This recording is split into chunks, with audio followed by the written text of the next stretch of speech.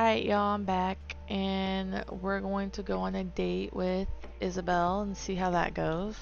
Because since we know how obnoxious she is already, nothing wrong with that, but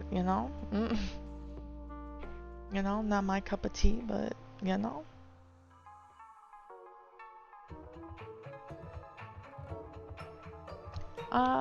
Drugs, alcohol, partial nudity. Uh-oh. Do we get it on? There's a lot in this world that you can't do on your own. Same. You find yourself in front of your bop eyes around 10 a.m. It's dark outside, despite the fact that it's in the middle of June.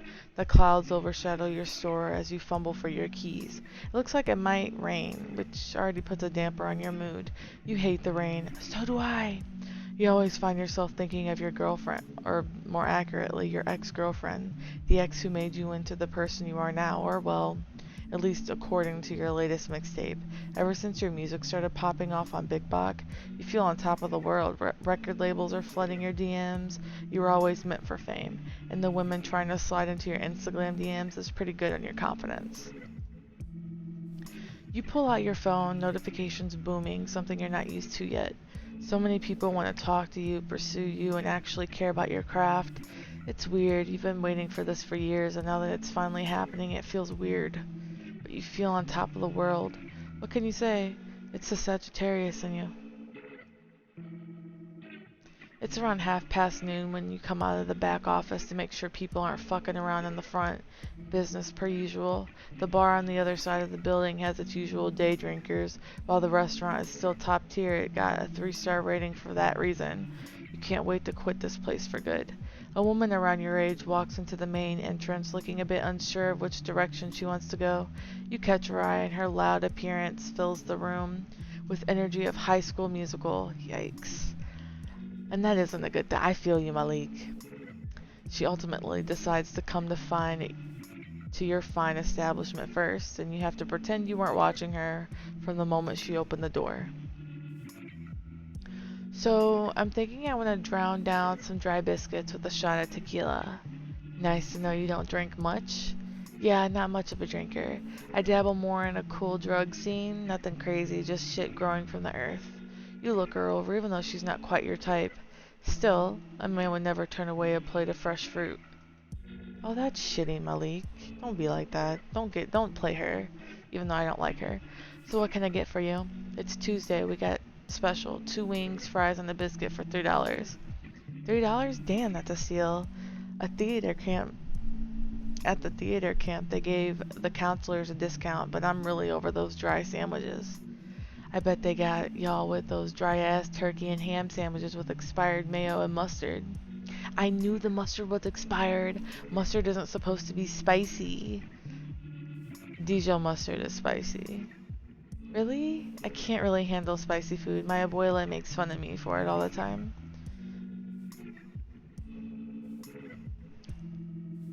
Abuela eres Latina? Oh, I don't speak much Spanish. I mean, I do, but my Spanish is pretty ugly, so I try not to speak too much of it. Every time I do, people always have something to say. There isn't any judgment here. I hardly speak English.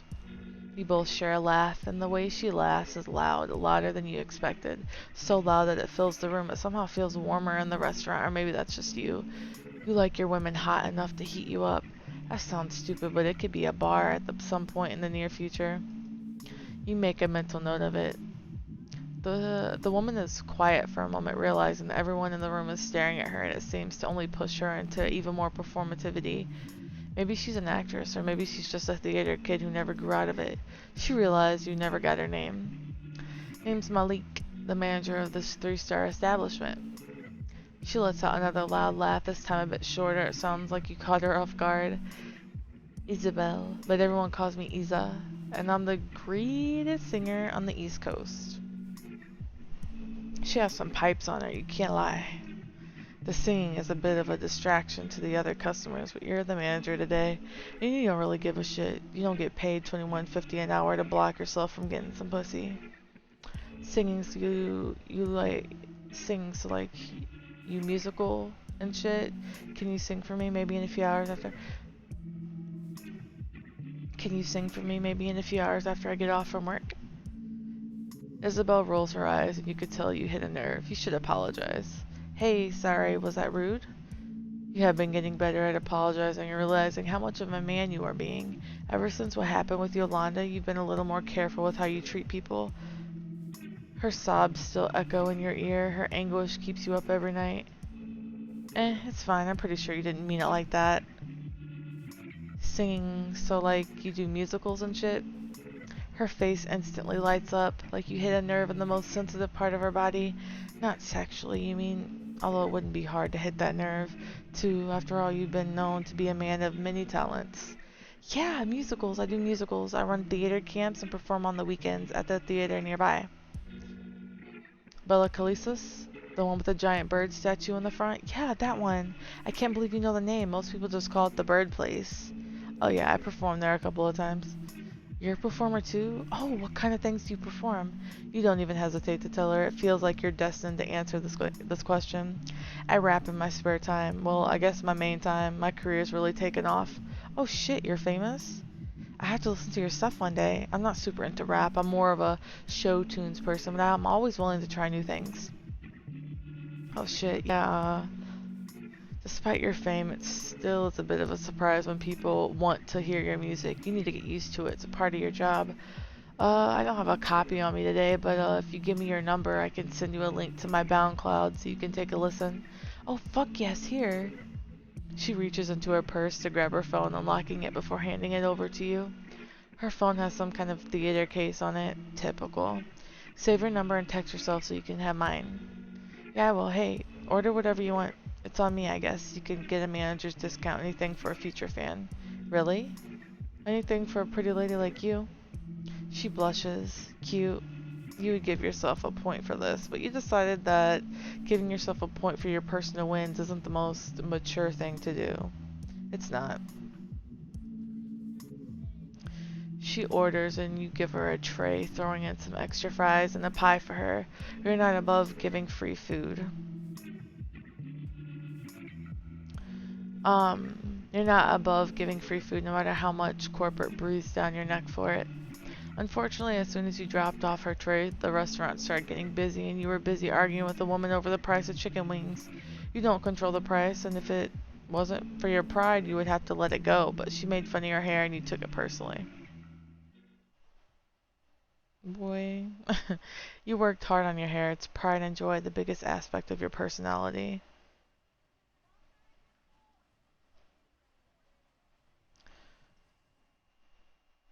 Really? By the end of your shift, you're exhausted, but at least you don't have the kids tonight. Your mother is taking them for the week as you transition from this job to your new one. She still doesn't believe your music is picking up. You'll show her. One day. You don't text the girl you met until a little while after the end of your shift. You don't want to seem too eager about it. So after a bit of fretting, you settle on not sending a BoundCloud link as your first text. You stand in the middle of your office, figuring out what makes a good first text to a gorgeous woman. You could flirt. That always gets you laid. But is pussy all you really want from her?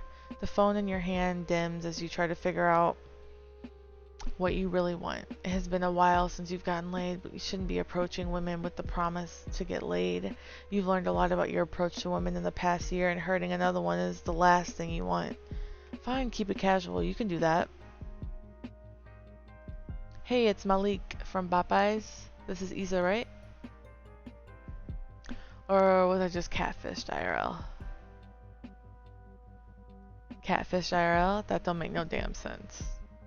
An hour or so passes and you busy yourself with flicking through social media and deleting hate messages from your comments. Getting viral on BigBok is a blessing and a curse. Oh no, it's me, Isa. Sorry. I was in the shower. Oh, don't bother with the oh without me shit. I'm not with it. Anyways, send that link over. SoundCloud Malik D. Goots. It takes another hour or so for her to reply, but you're nervous, really nervous. Why are you so nervous about the approval of a woman you met 8 hours ago? I eat the coochie up. It's a coochie feast. The coochie fell on me. I'm the coochie king. What the fuck? Got coochie in my heart. I'm the coochie bean. What the fuck? And why am I fucking reading this like I got bars? R.I.P. to R.I.P. to your brothers, but I'm different. She recites some of your lyrics. You might be in love with this girl. No, you're not. So you're a rapper now. Those are your lyrics. I would never say the N-word in my music. You know, I would let you say it around me. I would never. LMFAO, it was just a test. It wasn't a test, but she doesn't need to know that. Anyways, I would love to hear you rap in person. Maybe we can do a little collab or something? Little oops, caught myself in rap mode. Oh, you be recording? That's crazy. Yeah, I record in the studio with some friends. I can get us a spot whenever. Just say the word. Oh, shit. Shit, I didn't know you were on it like that.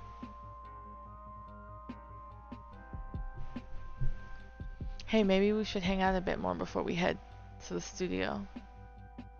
Oh, shit. Look at the little heart. How about I take you somewhere nice? Fuck yes! I'm free, I think, on Thursday. How about I meet you at Pink Lobster at like 8? Pink Lobster. Sure, why not? See you then. I love how her eyes get so excited. So cute.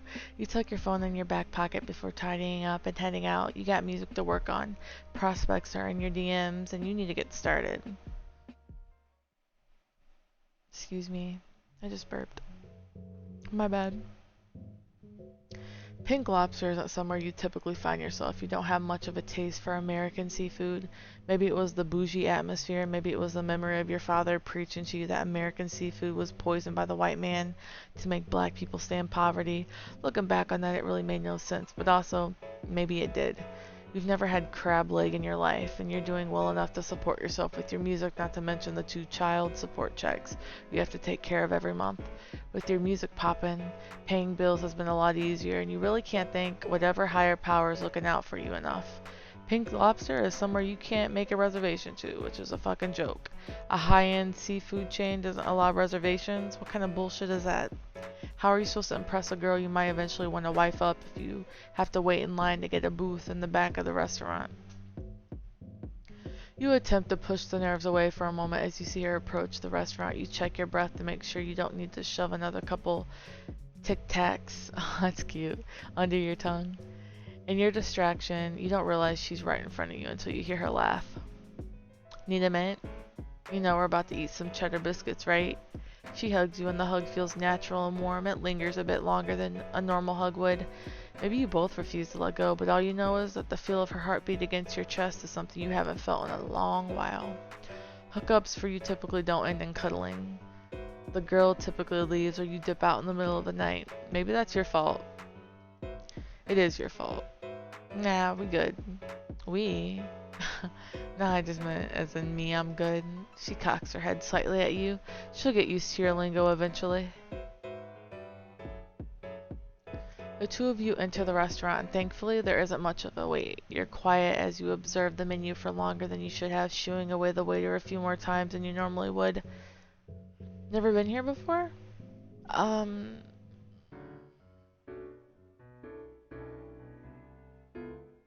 don't really eat seafood. No, I don't really eat much American seafood. My dad didn't really let us when we were younger, and I never grew out of it. Oh shit, okay, so I can help you.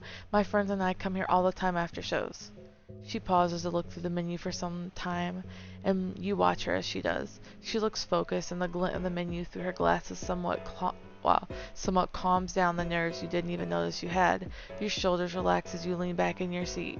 So how about the ultimate grab feet fest? We can share. It comes with like 4 sides, and we can just eat off each other's plates. Yeah, that sounds cool. She calls over the waiter, ordering for the both of you. She's got more than enough confidence for you two to share, even though you typically have the energy of a broke man asking a porn star for free nudes.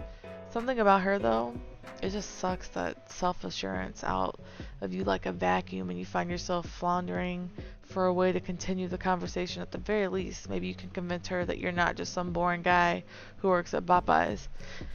Maybe it's because you're used to women not having a lot of confidence. You're used to being the voice of wisdom and choice of the past. You're used to having authority in your home, calling shots and all. Ugh. Yucky. Is that a bad thing? Always going after women who don't try to speak for themselves, women you don't know who will women you know who will listen to everything you say no matter how stupid it is? Yes, that is a bad thing. Is that why you have 2 kids you hardly see? Is that why you had the same job for nearly 5 years with no plans for moving on with your life until now? Alice was different. She talked back to you. She never took your shit. Most importantly, she challenged you. She challenged you to be a better you. Ever since her career took off, you haven't had anyone challenge you the way she did. You miss her. You wish things were different. It takes you a moment to pull yourself back to reality.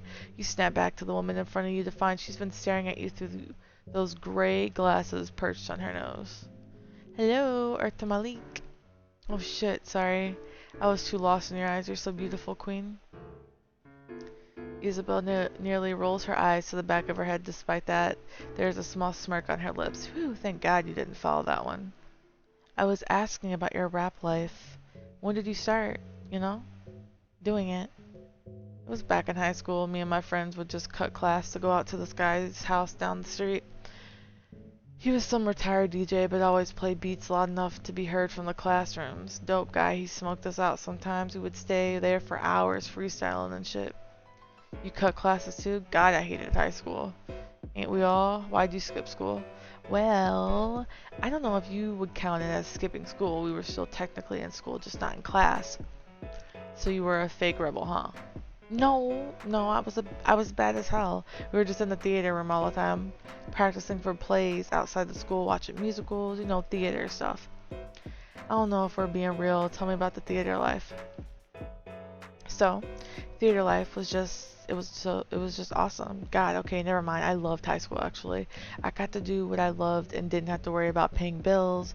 I was a choir director for the musicals, but I starred in a lot of them. Typically had the main role, but sometimes I gave it to someone else, There aren't that many humble people in the theater. Everyone is like me, and then they don't really realize that for theater to work, people have to collaborate. Unlike rap, it's kind of just like a solo thing, right? I mean, it can be. I've done some collabs with my friends, and that was cool or whatever, but sometimes it's a relationship between the producer and the rapper. I make my own beats nowadays. I tried to make music once, it didn't go well. Yeah, I get it. I do more of the behind the scenes shit. I write all my raps, no influence from anyone. Well, I guess the women that I interact with are my muse. Oh, so does that mean I'll be in one of your songs? We'll see. A rap singing duo would be good for your debut album. And she's pretty good from the little singing you heard. I was serious about that collab. I would love for you to be in one of my shows. I don't do free gigs. There better be a moolah attached. I mean, maybe or I could pay you in something better. Sucks already? Are you that good? Has your game really been that good? You can't bed me that easily. Yes, you can. Huh? Oh, gross. No, I meant free tickets to our shows. I could give you a summer pass. Shit, that sounds even better than some pussy. No, it doesn't. It really doesn't, but you guess you can take one of your new girlfriends there. The theater types are typically the freaky ones, or so you've heard. I mean, you see the slight color change in her skin. Even though you're across the table, you can still feel the heat radiate from her cheeks. You smirk, reaching over to rest your hand beside her own. Grabbing it would be too forward, and you really don't want any attention on you. You're seated near the back of the restaurant for a reason. She rests her hand on top of yours for a moment, messing with your fingers. Suddenly, you feel your heart in your throat, unsure of how to form words. Thankfully, the waiter returns with the food, and she lets your hand go. There was a sense of vulnerability you haven't felt in years. You're not sure how you felt about it. Here, let me do the honors.